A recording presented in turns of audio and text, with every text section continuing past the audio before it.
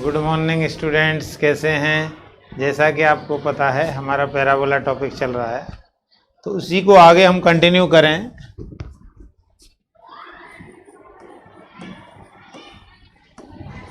तो परवलय y square equal to 4x का प्राचल रूप या प्राचलिक रूप, ठीक है। तो पैराबोला तो 4 हैं, लेकिन एक एक करके यदि अपन बात करें, चूंकि पैराबोला है y square equal to 4ax, तो अपन इसको लिख सकते हैं y upon 2a equal to 2x upon y। ऐसे तो लिख सकते हैं। देखो, इसका गुणा करें y स्क्वायर आएगा, इनका गुणा करें तो 4x आएगा। अब इसको बराबर t के मान लिया हमने, t के बराबर मान लिया, ठीक है ना।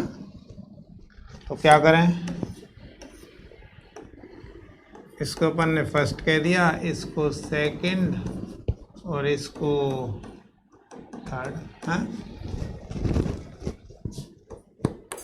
फर्स्ट हुआ सेकंड, सॉरी फर्स्ट हुआ थर्ड से, फर्स्ट और थर्ड से देखें तो y upon 2a that is equal to t, तो y इक्वल टू आ गया 280, जहाँ t एक प्राचल है, ठीक है। अब फर्स्ट और थर्ड से लिया, अब सेकंड और थर्ड से ले लें। सेकंड व थर्ड से, सेकंड और थर्ड क्या है, देखो ये है। तो इससे यदि अपन लें तो क्या आएगा, 2x अपॉन y बराबर t। हाँ, तो 2x बराबर yt है, तो 2x बराबर y की वैल्यू निकालो, 280 इंटू टी, 2 कट गया, तो x बराबर 80 स्क्वायर, जहाँ t क्या है, जहाँ t एक प्राचल है। तो अब दोनों को एक साथ देखें तो क्या आएगा, y square equal to 4ax का प्राचल हुआ x बराबर 80 स्क्वायर और y बराबर 280, ठीक है। ऐसे ही अब दूसरा है आपका y square equal to -4ax, y square equal to -4ax, ठीक है। तो देखें, इसको अपन क्या लिख सकते हैं, y upon 2a equal to -2x upon y है। इसको बराबर t के मान लिया अपन ने, और फर्स्ट सेकंड थर्ड दे दें इनको नाम, ये फर्स्ट है, ये सेकंड है और ये थर्ड है। हाँ? तो पहले फर्स्ट और थर्ड से,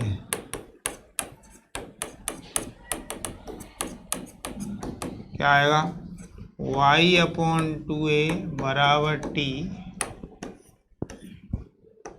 इट मीन्स y बराबर 280, जहाँ t एक प्राचल है, ठीक है।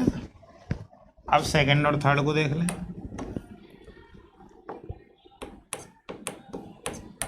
सेकंड व थर्ड से क्या आएगा, -2x अपॉन y बराबर t, तो क्या आएगा, -2x बराबर वाई टी। माइनस 2x बराबर 280 इंटू टी कट गए तो x आया माइनस 80 स्क्वायर। तो y square equal to 4x का प्राचल आया x बराबर माइनस 80 स्क्वायर और y बराबर 280 है। ऐसे ही और आगे चलें। तीसरा है हमारा एक्स स्क्वायर बराबर 4ay। ठीक, तो इसको अपन ऐसे लिख सकते हैं x अपॉन 2a है 2y upon x that is equal to t। ये t मान लिया, जहां t एक प्राचल है। ठीक है, अब फर्स्ट और थर्ड से देख लें। मान लो ये फर्स्ट है, ये सेकंड है, ये थर्ड है, हाँ? तो फर्स्ट व थर्ड से क्या आएगा x अपॉन 2a बराबर t, x बराबर 2a t। हाँ, अब सेकंड और थर्ड से देख लो।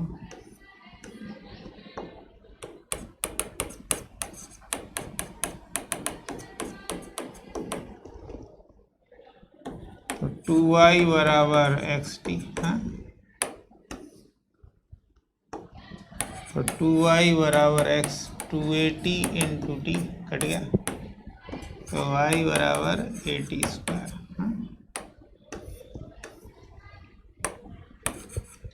तो x square equal to 4ay का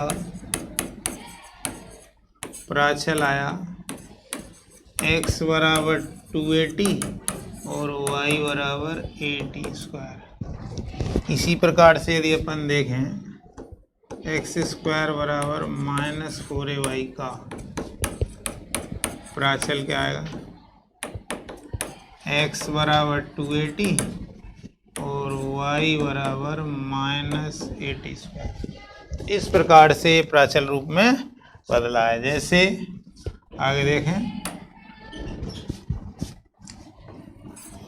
y square equal to 12x को प्राचलिक रूप में लिखें। ठीक है, तो y square equal to 4ax से तुलना करने पर तो 4a इक्वल टू 12 तो a इक्वल टू 3 ये आया। a की वैल्यू 3 आई। ठीक है ना, तो प्राचल रूप क्या होता है इसका x इक्वल टू 80 स्क्वायर और y equal to 280। It means x equal to 3t square और y इक्वल टू 60। ये इसका प्राचल रूप है।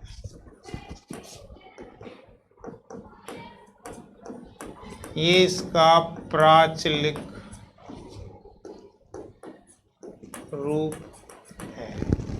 ठीक है, अब और देखें जरा क्वेश्चन 2 देखें।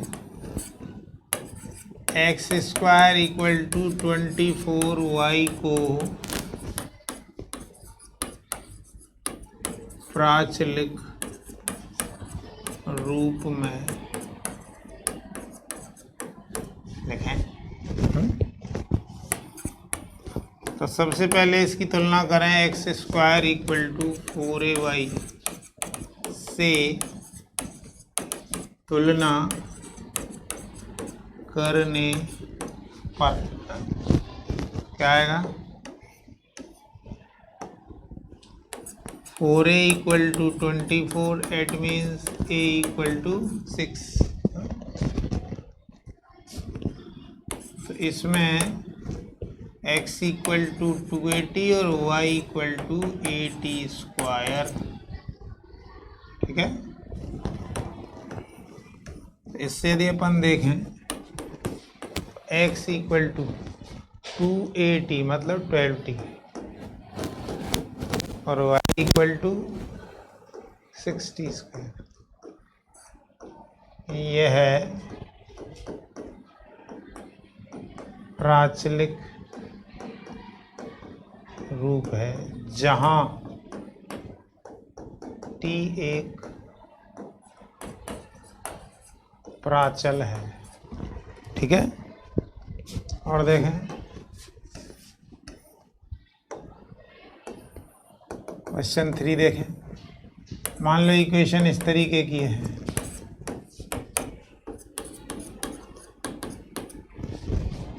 को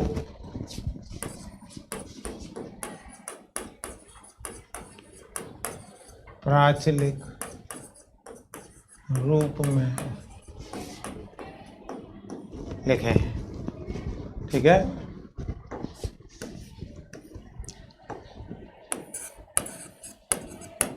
तो सबसे पहले y-2 को कैपिटल Y मान लें, x-1 को कैपिटल Y कैपिटल X मान लें। तो अब समीकरण क्या हो गई, y² इक्वल टू 4x। तुलना करें,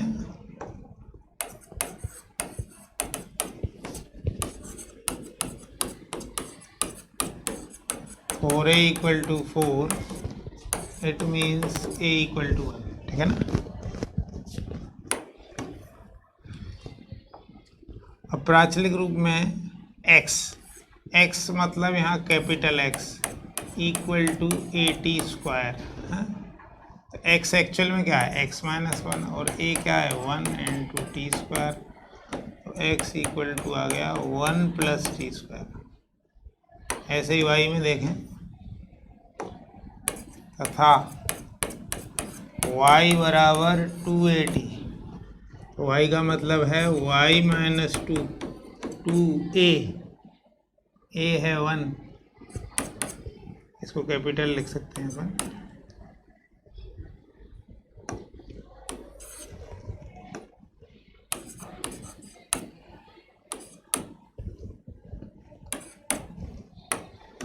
तो क्या आया, y equal to 2t plus t2, जहाँ t एक प्राचल है। ठीक है, अब आगे चलें।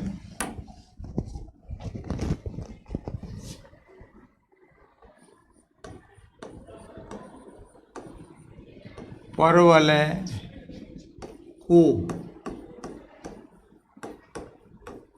मानक रूप में बदलना।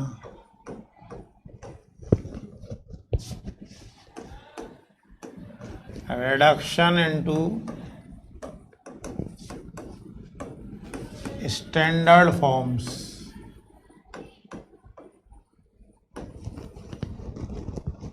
जैसे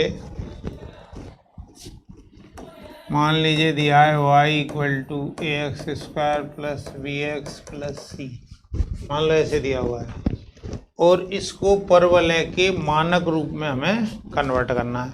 तो हम क्या करें, y बराबर a common x² plus b/ax plus c/a। ठीक है, तो y बराबर a, अब इसका पूर्ण वर्ग या परफेक्ट स्क्वायर बनाएं, तो b/2a का whole square minus b²/4a² plus c/a। हाँ, तो क्या आएगा, y बराबर a x प्लस b/2a का whole square minus b² minus 4ac/4a²।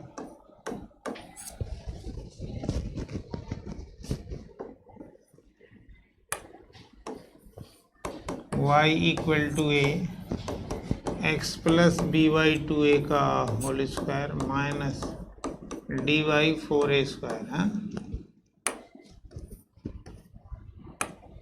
तो y बराबर a x plus b by 2a का whole square minus dy 4a। इसको इधर कर लो। y plus dy 4a equal to a x plus b by 2a का whole square.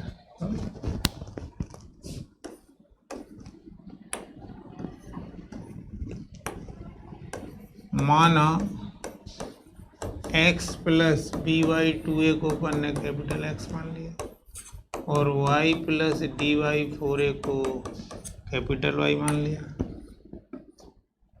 तो ये आ गया a x square equal to y, यानी x square equal to 1/a/y है। यदि a 0 से बड़ा हो, मतलब ये धनात्मक होगा, तो यह ऊपर की ओर खुलेगा। यदि a 0 से छोटा है तो यह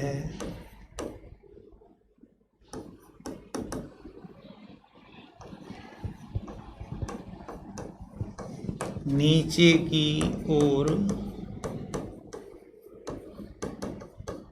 खुलेगा। ऊपर की ओर खुलेगा मतलब ये इस तरीके से होगा, और ये नीचे खुलेगा मतलब ये इस तरीके से होगा। ये मतलब है, और क्या है।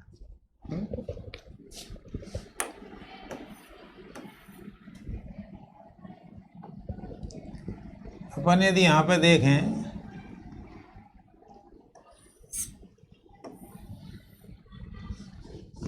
केस फर्स्ट ले लें।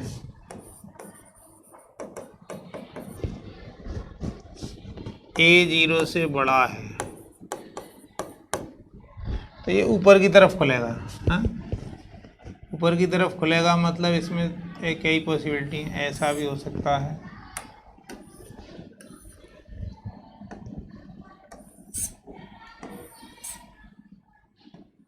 ऐसा भी हो सकता है,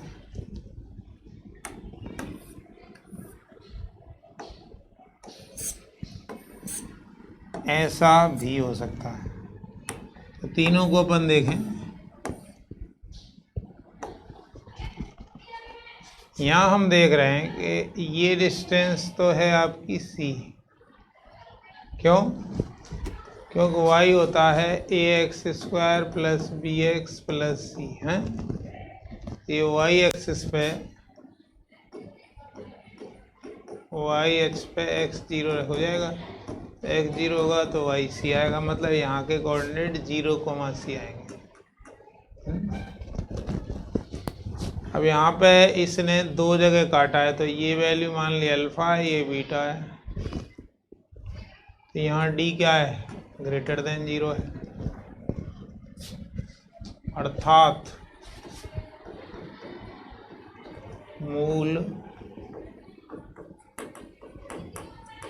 वास्तविक व भिन्न भिन्न होंगे। हाँ, अब ऐसे देखें, इसको यदि देखें, ये तो C है, लेकिन यहाँ अल्फा और बीटा दोनों एक ही हो गए हैं। अल्फा और बीटा एक ही हो गए हैं, अर्थात मूल समान हो गए हैं। तो मूल वास्तविक व समान होंगे। ठीक है ना? अब जरा इसमें आ जाए। यहाँ अपन देख रहे हैं तो ये डिस्टेंस तो सी ही होगी और यहाँ के कोऑर्डिनेट 0, सी, यहाँ कहीं कट नहीं कर रहा है, तो यहाँ क्या है, d = 0 था ये, और ये d < 0, अर्थात मूल काल्पनिक होंगे।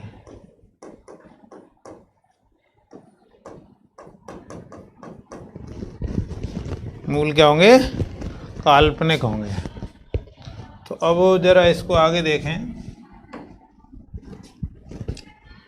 तो ये था capital Y = ax², x² = 1/a(y). हाँ, तो इसका सीड्स जो होगा कैपिटल X0 और कैपिटल Y0। तो कैपिटल X क्या है, x + b/2a का होल 0, और y क्या है,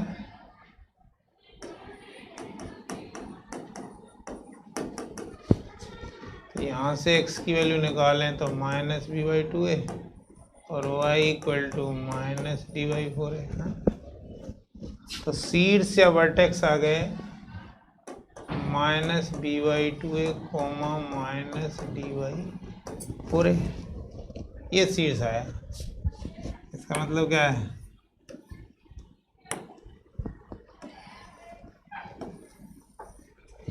अब ये डिपेंड करेगा, मान लीजिए आपका पैराबोला इस तरीके का है,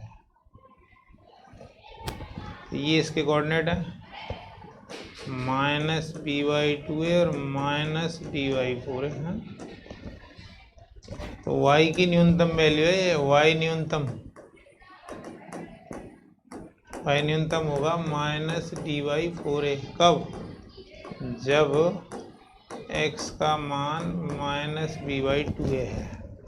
ठीक है, और देखें,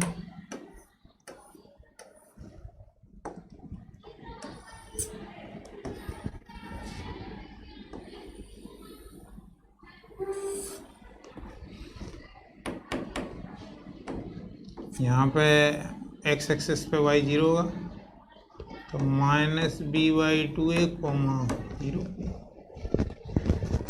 तो यहाँ y की न्यूनतम वैल्यू की बात करें, y न्यूनतम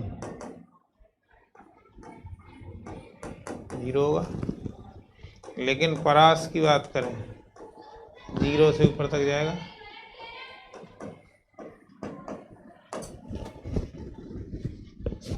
और देखें,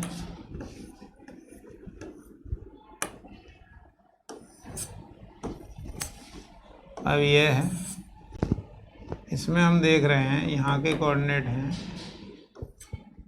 -b/2a और -d/4a। तो y न्यूनतम होगा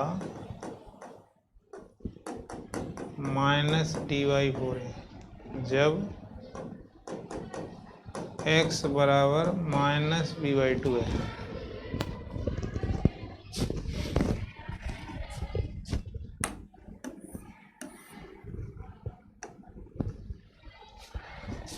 लेकिन ये वक्र सदैव धनात्मक वैल्यू देगा।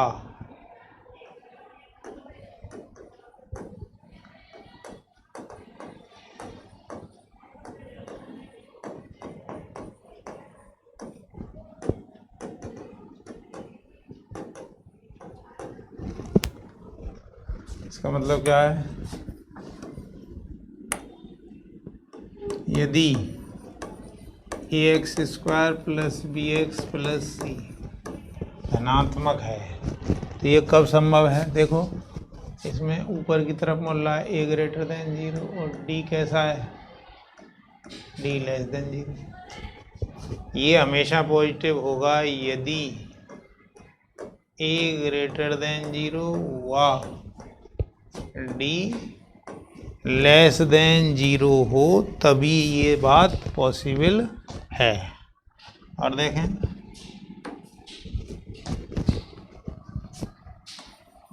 यदि a 0 से छोटा हो, अर्थात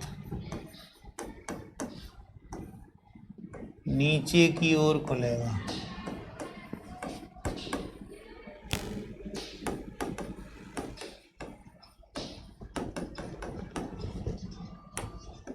देखें, इसमें भी 3 पॉसिबिलिटी हैं इस तरीके की।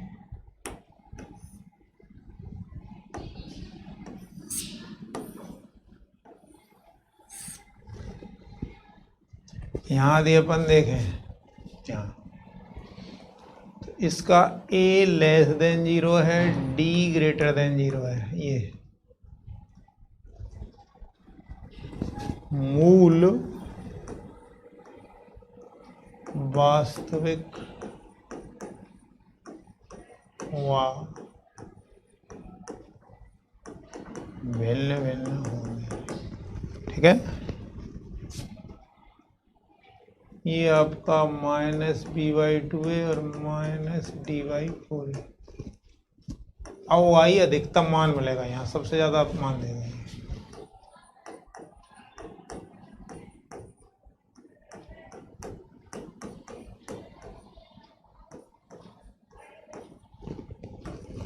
जब x बराबर -2।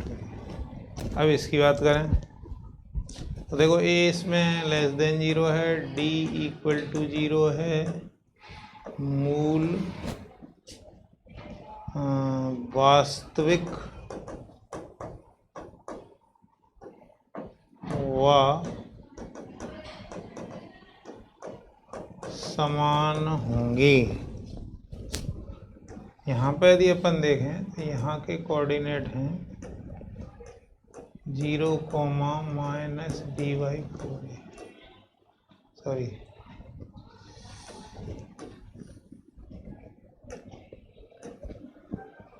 -b/2 है, 0।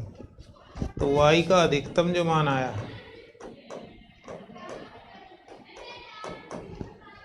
वो 0 आया। कब?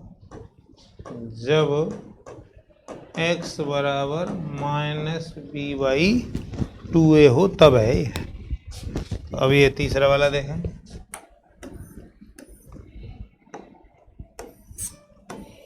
इस तरीके से इसमें a लेस देन 0 है, d भी लेस देन 0 है, अर्थात फलन सदैव ऋणात्मक मान ही देगा। ठीक है, तो फिर से एक इम्पोर्टेंट रिजल्ट आ गया। ax² + bx + c हमेशा नेगेटिव देगा यदि a भी 0 से छोटा हो और d भी 0 से छोटा हो। ये बात आपको याद रखनी है, इसको याद रखें। इनइक्वालिटीज को सॉल्व करने में इसका बहुत यूज है। ठीक है, तो वीडियो देखते रहें। वीडियो देखने के लिए धन्यवाद, थैंक्स।